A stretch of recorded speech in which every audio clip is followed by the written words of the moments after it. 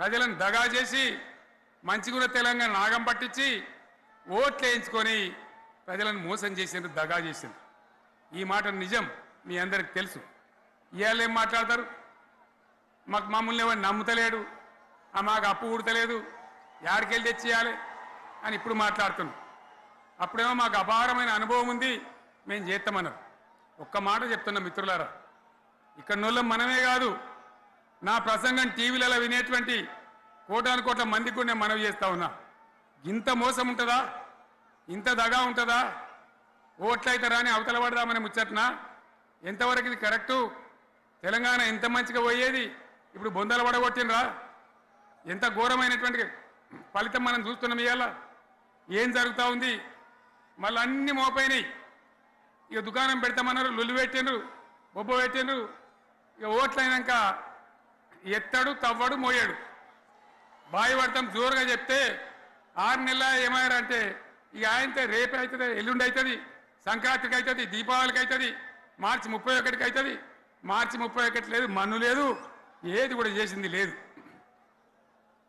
మొత్తం ఆర్థిక పరిస్థితిని దెబ్బతీసింది. తెలివి తక్కువ పనితోని, అవివేకం వల్ల, అజ్ఞానం వల్ల పరిపాలన చెయ్యరాక సర్వనాశనం చేసింది. రాష్ట్ర ఆర్థిక పరిస్థితి ఎంత మంచిగుండే, ఎంత బాగా పోతా ఉండే. మేము కష్టపడి కడుపు కట్టుకొని, నోరు కట్టుకొని సంవత్సరానికి 10 నుంచి 15 వేల కోట్ల ఆదాయం పెంచినాం. అనేక రివ్యూ మీటింగులు చేసినాం. ఎంత బాగా తీసుకొని పోయినాం, తెలంగాణను ఎట్లా తయారు చేసినాం, ఆ విధంగా తీసుకొని పోయినాం. ఇవాళ ఒక్క మాట మీరు అందరూ ఆలోచన చేయాలి.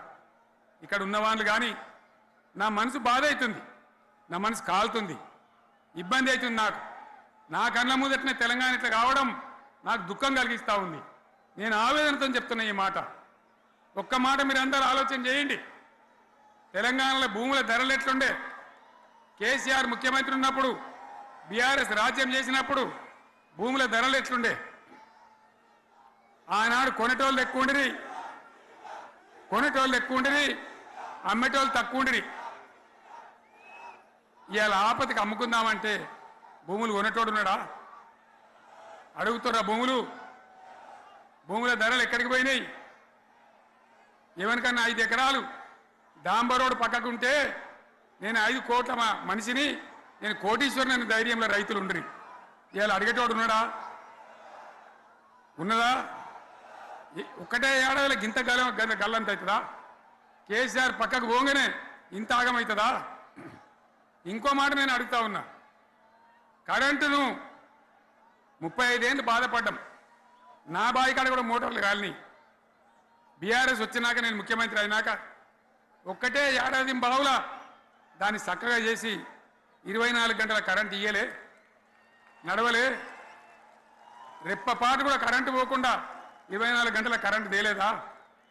మరి మా అంత సిపాయి లేరంటే కేసీఆర్ మంచిగా ఇచ్చిన కరెంటు మీకు ఎందుకు ఇయ్యే శాతం అయితే లేదు అని చెప్పి నేను అడుగుతా ఉన్నా.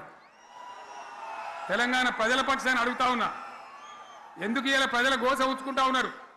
మళ్ళా మోటార్లు కాలుతున్నాయి, ట్రాన్స్ఫార్మర్లు కాలుతున్నాయి, లంచాలు పెరుగుతున్నాయి. అది శాతం అయితే లేదా? మళ్ళీ ఇలా తెలంగాణ పోవన్నా మోటార్ పెట్టడానికి? ఏం దౌర్భాగ్యం ఇది! ఎటువంటి శని నెత్తి మీద పెట్టుకున్నాం మనం. మీరందరూ ఆలోచన చేయాలి. భూముల ధరలు ఎటుపోయినాయి, కరెంట్ ఎక్కడ ఎవడెత్తుకపోయా?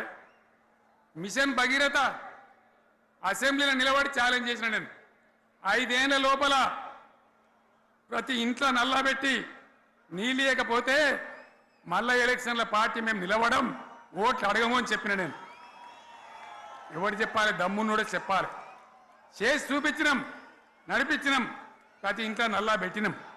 కృష్ణా గోదావరి నీళ్లు తెచ్చి ప్రతి ఇంటి ముందర దుంకిచ్చినాం. అది మీరందరూ దానికి సాక్ష్యం. ఇలాగా మంచినీళ్ళు కట్నే ఇల్లు పెట్టినపోయి ఉన్న పథకం కేసీఆర్ హయాంలోనే అయిపోయింది. ఇంకా మంచినీళ్ళు కూడా ఇయ్యే శాతం అయితే లేదా? మేము ఇంత సిపాయిలం అంత సిపాయిలం అని ఎగిరెగిరి దుంకితే మాట్లాడితే మంచినీళ్ళు ఇచ్చే కూడా శాతం అయితే లేదా? మంచినీళ్ళు పోతాయి, కరెంటు పోతుంది, వడ్లు కొనే దిక్కు లేదు. వడ్లు కొంటాను రా, కళ్ళాల కాడ 15 రోజులు వడ్లు కొనే దిక్కు లేదు, అడిగే దిక్కు లేదు. సర్కారు కొనకపోతే దిక్కుమాలని దేవుడా అని ప్రైవేట్ మిల్లర్లకు అమ్ముకుంటున్నాం. మళ్ళీ అక్కడ దళారీలు, అక్కడ దోపిడీ, మళ్ళీ రైతాంగం దోపిడీకి గురవుతున్నది. మళ్ళీ 2014 కంటే ముందటి పరిస్థితులు వస్తూ ఉన్నాయి. ఆ విధంగా ఎందుకు జరుగుతూ ఉంది? ఇది ఎవరి అసమర్థత? కాంగ్రెస్ ప్రభుత్వం యొక్క అసమర్థత కాదా? ఈ కాంగ్రెస్ కాటేయడం కాదా? నేను ఒక్కటే మాట మిమ్మల్ని కోరుతా ఉన్నా, ప్రజలకు నేను అడుగుతా ఉన్నా. పేదలు గుడిసెలు వేసుకుంటారు, ప్రభుత్వ జాగాలలో పాపం తెలిసి తెలియక కొన్ని వేసుకుంటారు. బీఆర్ఎస్ గవర్నమెంట్లో హైదరాబాద్తో సహా వరంగల్తో సహా అనేక పట్టణాలలో అనేక ప్రాంతాలలో రాష్ట్ర వ్యాప్తంగా లక్షలాది మందికి మేము పట్టాలు ఇచ్చినాం.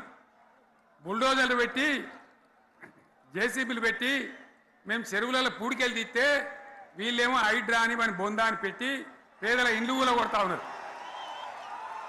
ఆనాడు చెరువు పూడికెళ్ళి తీసిన బుల్డోజర్లు ఇలా పేదల ఇండ్లు కూడా కొడతా ఉన్నాయి. ఇవన్నీ మనం చూస్తూ ఉన్నాం. చూసి మౌనంగా ఉందామా, కొట్లాడదామా, ఏం చేద్దాం అనేది మనం ఆలోచించే సమయం వచ్చింది. దేశాన్ని నంబర్ 1